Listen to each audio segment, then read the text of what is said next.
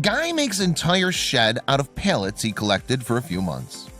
We've all seen them, the hundreds of blogs and Pinterest posts that show how awesome pallets are. They can be used for so many different things. Yet this is the first time I've ever seen something quite as cool as this. It's a pallet shed.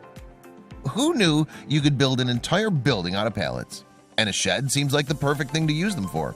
After collecting pallets for a few months and letting them accumulate, he decided he had enough for the project at hand. His cats were going to be sad that their little play area was about to be turned into something amazing. He decided to put the shed on the side of his yard. There was a pretty good slope, so he had to dig deep down into the hard soil to make it an even surface for the footing. He ended up pulling out a ton of rocks too. He's not sure what to do with the rocks, but he's thinking of some sort of path might work out well.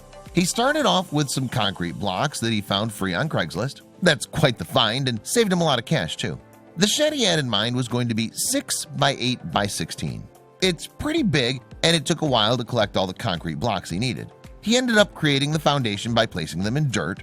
Then he mortared them together. He put rebar into the concrete blocks in the corners and the center to create some stability for the soon-to-be shed. Once the concrete blocks were laid down for the foundation, it was time to start screwing and bolting the pallets together. He decided that the bottom pieces of the pallet would be bolted into the blocks. Once the corners were tied together, it was a lot more stable than he expected. He threw the tarp overhead because he was making this in the summer and the heat was just too much. He didn't want the shed to be too tall, so he decided to cut the upper pallets in half. This prevented his neighbors from having to look at his shed, and it keeps everything within reach when it's stored there. Now that the walls are bolted into place and the upper pallets are secure, the shed's very sturdy.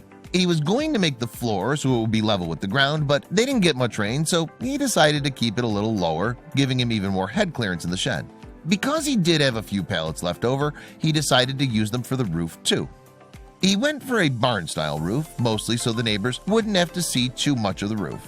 Their house is lower on their property, so this was an ideal solution. Once the structure for the roof was set up, he used the remaining pallets and broke them apart to create smaller slats to fill in the structure.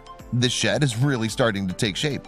He found some inexpensive siding at Home Depot, and the shed started to look like something he paid quite a bit of money for. Luckily for him, all the measurements were right on, and the areas that required siding were flat, so this was a great way to add even more to his shed. He found some glass on Craigslist and decided to add windows to the shed to add some natural light. This is the view of the shed from the front yard. He tied the existing fence into the shed and the house to enclose the backyard fully. He has more plans for the front yard, so that's why he decided to leave it bare for now.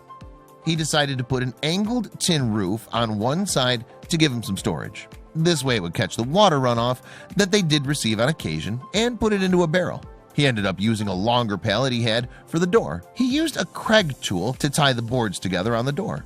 On the front side of the shed, he decided to use this for wood storage. He loves having firewood handy for a good fire and wanted somewhere to store it where it wouldn't get wet and rot away before being used. He found most of the wood on Craigslist and used some pallets that he still had left over. Now this shed is all stocked up and ready to go. He made shelves inside the shed using lumber he also found on Craigslist. In the end, he estimates that he spent about $500 total to make this 20-foot by 8-foot shed. That $500 went to things he couldn't find on Craigslist like siding, shingles, mortar, and random fasteners that were needed.